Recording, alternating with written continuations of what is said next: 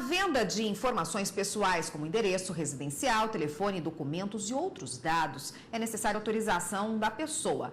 Caso contrário, é considerado um crime virtual. Alguns sites estão sendo investigados por comercializar esses dados para empresas. Imagina receber um telefonema de um estranho que liga para te oferecer um serviço qualquer e durante a conversa você percebe que a pessoa do outro lado da linha sabe várias informações particulares a seu respeito. Pois é, isso é mais comum do que parece. Estou recebendo constantemente. Às vezes informando que eu tenho conta bancária no Itaú, no Bradesco, para mim abrir o link, aí eu acabo não abrindo porque eu sei que eu não tenho conta nesses bancos, né? A gente se sente que é vulnerável, né? A gente sabe que é um ato ilícito, mas infelizmente você não pode fazer nada a respeito. Você não vai saber a origem, quem vendeu, por que vendeu, então é complicado. Infelizmente você só descarta a ligação e fica por isso mesmo. Contribuir para o vazamento de informações privadas sem autorização configura crime cibernético. Recentemente, o Ministério Público Federal aceitou denúncia contra um site chamado Cartório Virtual por comercializar dados como cópias de contas telefônicas, lista de bens e até conversas mantidas pelo WhatsApp. De acordo com a denúncia do Ministério Público, o site cobrava R$ 298 por busca de imóveis por nome e CPF. Conversas via WhatsApp chegavam a custar R$ 4.000. O acesso aos serviços era inclusive divulgado nas redes sociais. Para combater esse tipo de problema, foi aprovado no ano passado pelo Congresso Nacional a Lei 12.965, conhecida como Marco Civil da Internet. Primeiramente, o consentimento do usuário, do titular dos dados, no caso do usuário da internet. Em segundo momento, é necessário que haja uma transparência nessa relação, ou seja, que essa empresa ou essa pessoa física ou jurídica que pretenda utilizar aqueles dados, ela tem necessariamente de informar a finalidade, para que eu quero aqueles dados e, claro, sempre que for transferir esses dados para alguém, essa transferência, essa intenção de transferência tem que estar também muito bem detalhada e informada de forma clara, destacada para o usuário da internet. Uma vez que se constate a violação desses direitos, essas cláusulas contratuais, os termos de uso que estão disponíveis no site, eles são automaticamente considerados nulos. E o usuário da internet, o cidadão titular dos dados, tem todo o direito de recorrer à justiça para conseguir a remoção do seu conteúdo, dos seus dados pessoais daquele site. Crimes virtuais como vazamento de dados podem configurar vários crimes, entre eles violação de correspondência, pena de 1 a 6 meses de prisão, violação de comunicação telefônica, 1 a 3 anos.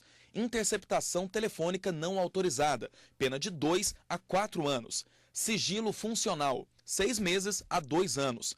Violação de segredo profissional, 3 meses a 1 ano. Invasão de dispositivo informática, também de 3 meses a 1 ano. E os crimes com penas maiores são corrupção e peculato. Para cada um, cabe reclusão de 2 a 12 anos de prisão. Além disso, ainda cabe punição na esfera administrativa, quando é confirmada a participação de servidores públicos no vazamento dos dados. Entre essas consequências, você tem suspensão de direitos políticos, você tem possibilidade de contratar com o poder público, você tem você tem multa correspondente a salário do servidor público que tenha praticado aquele ato de improbidade. E para falar mais sobre esse assunto, nós convidamos o advogado Humberto Valim, especialista em direito empresarial e do consumidor. Doutor, boa tarde. Boa tarde. Bom, essa venda, começando primeiro, uma empresa tem direito de pedir aí os dados do consumidor para efetuar uma venda, enfim. Mas a venda desses dados do consumidor, seja ela de que forma for, é proibida, é ilegal. Absolutamente ilegal. O consumidor, ao dar o seu dado para uma empresa, ele está relacionando com aquela empresa. Essa empresa não tem o direito, é abusivo essa empresa repassar, compartilhar qualquer dado dado por esse consumidor. De onde saem esses dados? É possível comprovar a origem deles? Sim, esses dados saem dos bancos de dados, muitas vezes restritos, eles são disponibilizados no mercado, são dados sigilosos, muitas vezes obtidos de maneira ilegal e vendido também de forma ilegal. Quem divulga, né, um site, por exemplo, que divulga esses dados? E quem vende para esse site as informações? Os dois podem ser punidos? Que crime eles incorrem? Veja bem, tanto quem vende essa informação sigilosa, restrita, como quem compra, comete sim um ilícito.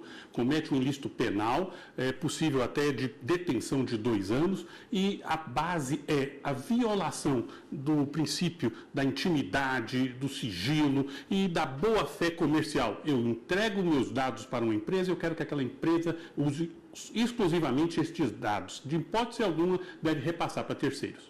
A gente está falando de iniciativa privada, empresas, por exemplo, onde a gente vai comprar, fazer uma compra, que a gente fornece os dados. E se tratando do ambiente público, de um órgão público que detém também todas essas informações a respeito de todo cidadão brasileiro. Também pode sair daí essa informação vazar de alguma forma, e a gente ouviu falar de peculato. É esse o crime cometido, por exemplo? Perfeito. Envolvendo o funcionário público, ele comete este crime e, veja bem, independente se público ou privado, disponibilizar uma informação sigilosa de um consumidor é ilegal. E o consumidor deve fiscalizar esses fatos. Como se produz uma prova nesse caso, já que o ambiente da internet, onde geralmente se vaza essas informações, é um ambiente complicado, mesmo com o marco civil da internet? É possível se identificar a origem? É possível produzir a prova? Sim, a recomendação é: o consumidor tomou ciência que o seu nome e os seus dados estão sendo comercializados, procure o Ministério Público. Através de uma ação pública é possível, através da inversão do ônus da prova, ou seja, quem tem que provar que aquela informação que a empresa disponibiliza é lícita, não é o consumidor, a empresa. A empresa vai ter que comprovar se ela tem uma cópia de um documento, uma autorização, cópia da identidade, do CPF do consumidor, que autoriza ela a divulgar. Caso ela não consiga provar a origem dessa informação, está caracterizado aí, sim, o uso indevido, ilegal e abusivo dessa informação. Muita gente, quem está em casa, tem os dados aí divulgados, não sabe muito bem como procurar, quem procurar, onde recorrer, né? O senhor disse aí do Ministério Público, mas existem outras formas, tipo o PROCON pode ajudar o consumidor, se ele teve os dados dele lançados aí na internet por uma empresa, por exemplo, onde ele comprou alguma coisa? A Defensoria Pública também? O normal, o mais efetivo, é este consumidor informar o Ministério Público. Por quê? Ele não estaria atuando só em nome daquele consumidor, mas de toda aquela comunidade, daquela cidade, daquela base de dados. Nada impede também o consumidor de registrar uma reclamação junto ao PROCON, junto à Defensoria, aí seria uma ação individual, mas o ideal é ele comunicar ao Ministério Público que determinada empresa está fazendo uso do seu nome e certamente de milhares de outros consumidores. Tá ótimo, doutor. A gente tem ainda algumas perguntas a serem feitas a esse respeito. Só peço um minutinho para o senhor, a gente vai para o intervalo, já volta. Aqui no estúdio nós voltamos a falar com o advogado Humberto Valim, especialista em direito empresarial e do consumidor, que hoje conversa com a gente a respeito desses sites que divulgam na internet os dados dos consumidores, das pessoas em geral, né, doutor? Quem se sente invadido pelo dado ter vazado aí na internet? Tem alguns sites até que colocam o nome dos vizinhos e dão o endereço da pessoa.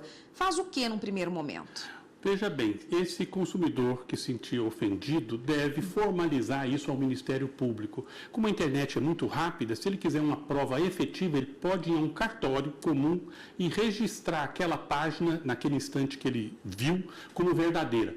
Este documento faz prova, sim, de que aquela empresa utilizou os dados deste consumidor. Basta agora ajuizar uma ação, e ela normalmente é pública, contra essa empresa, que ela deverá ressarcir em valores altos. Algumas empresas estão sendo condenadas a pagarem 100, 200, 300 mil reais de danos, não ao consumidor, mas ao sistema de defesa do consumidor. Uma multa para inibir essa prática abusiva.